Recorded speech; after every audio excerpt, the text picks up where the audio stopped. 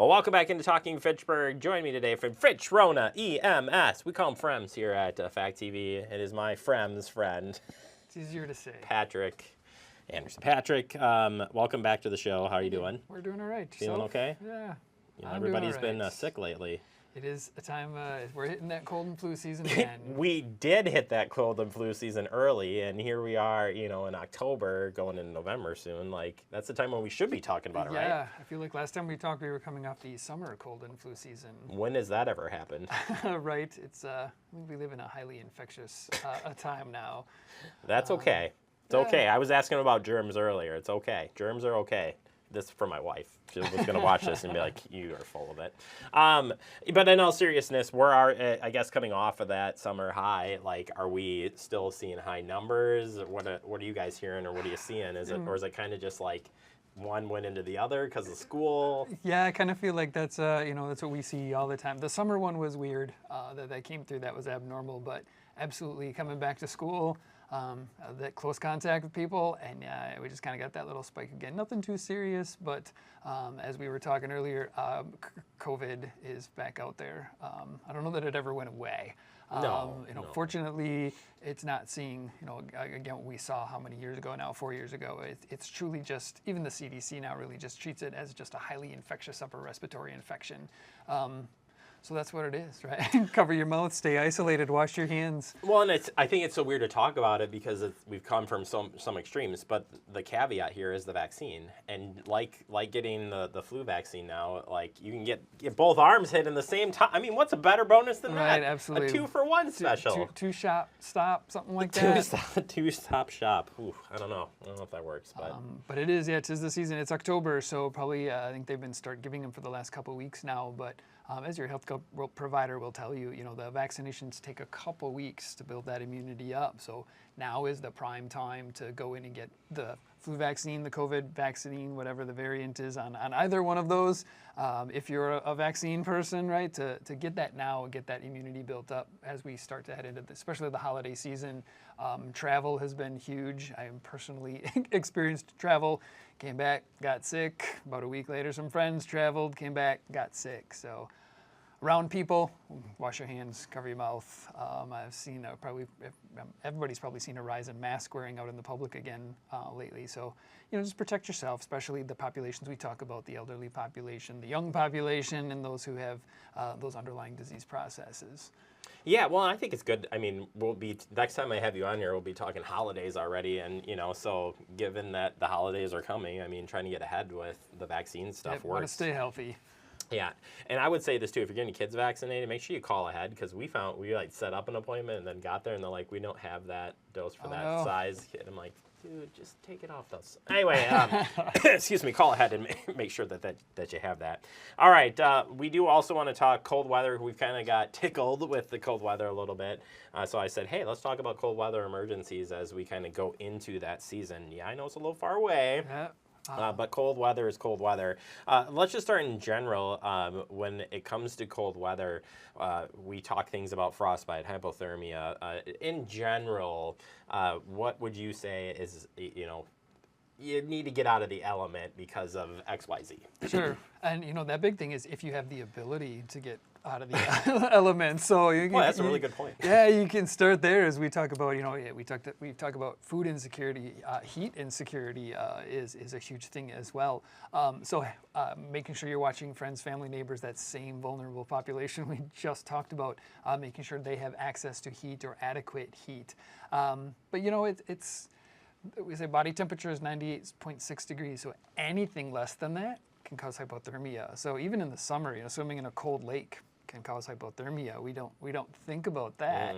But yeah, it is the season when it starts to get cold outside. The important things that I hope most people remember is layers, right? Always wear multiple layers. Dry clothing. Once it gets wet, you're out sweating because you put on too many layers or an activity and that inner layer gets wet. right? Water loves to conduct heat. So easily cooling down, wet mittens, wet hat, boots, shoes, all those things. So it's lots of layers, lots of dry clothing. Hydration is something we tend to forget about in the winter as well. Isn't it something like you don't, I guess when you're outside, the last thing if you're out in the cold, you're like, Yeah. unless it's a warm coffee that you're going to be drinking, like you just don't think, which by the way doesn't really hydrate you, so just throwing that out there. It may keep you warm, but Right. it's doing the opposite effect. Yeah, we'll talk about those not caffeinated drinks, right? That's the ones we always go to. The other one is the alcohol. Right, alcohol kind of has that. There's warm alcohol. Rover. You can do warm alcohol, right? And I will not be a judge against the alcohol, but it can absolutely mask that thinking process to get you out of the cold elements.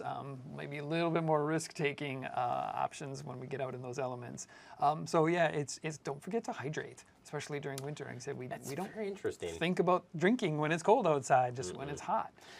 In the hypothermia category, and you're not sure what to do in that moment, when do you think you should get an EMS involved in general in a cold weather emergency? Sure. So we don't get involved, usually in hypothermia issues until it gets way, way late, which is not it's just because the nature of what we do. Sure. And it's kind of important to think that most people don't recognize they're themselves going into hypothermia, because one of those signs of hypothermia is confusion, right?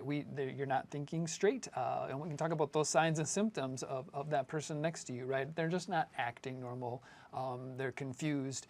We talk about some slurred speech. Ataxia is the fancy word we have, stumbling around. Those cold extremities, just really that not acting normal after being outside. The definition of that hypothermia is the inability to warm yourself.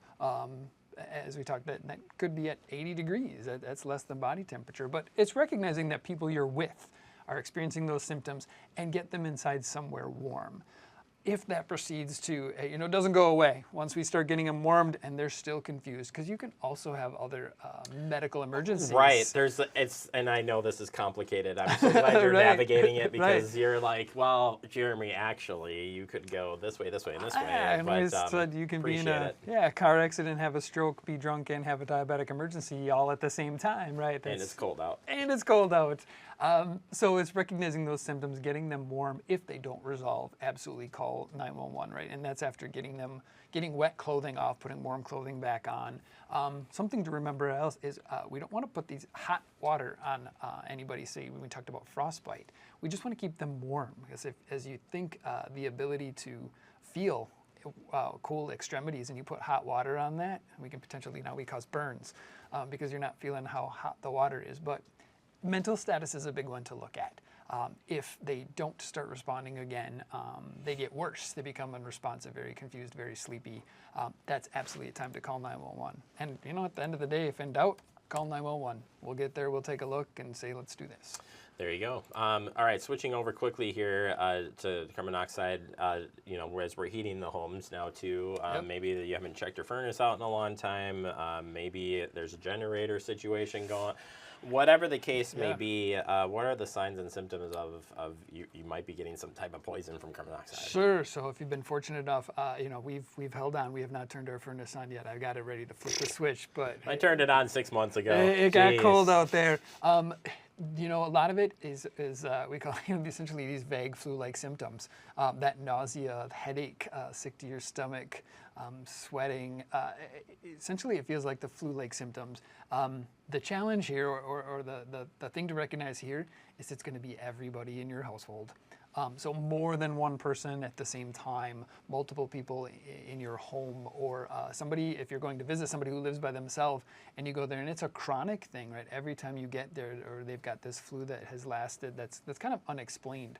CO is this colorless, odorless gas things. What recently happened, checking furnaces. Furnace right to the season, as you mentioned, gets to be up there. Make sure you have a good CO detector. Make sure that the batteries work, and make sure that it's actually replaced every 7 years is about what the industry standard is. They don't have an unlimited life expectancy. We always like to say that battery actually only tests the alarm, doesn't actually test that little sensor. So make sure you have a functioning CO alarm, and multiple people become ill at the same time. get everybody out and call for EMS. And that's if you can. Same deal there too, because Absolutely. you could become incapacitated where you can't even move. You may still be awake and you can't figure out why you can't Yeah, move. absolutely. We're talking about the dangers of running back in to pull people out, and then depending on the level of CO, incapacitated yourself, and you've just now added additional problems. All right. Well, I appreciate the advice. Scary stuff, but I think it's all good. It's good to get educated, good to be on top of things. And if people want to stay up to date with what's going on at Fitch-Rona, how can they follow you? Sure, Fitch-Rona EMS.com, or we talked about heat insecurity, call 211. Fantastic. Patrick, always nice to see you. Stay healthy, stay safe. Thank We'll you. see you back here as next well. month. All righty.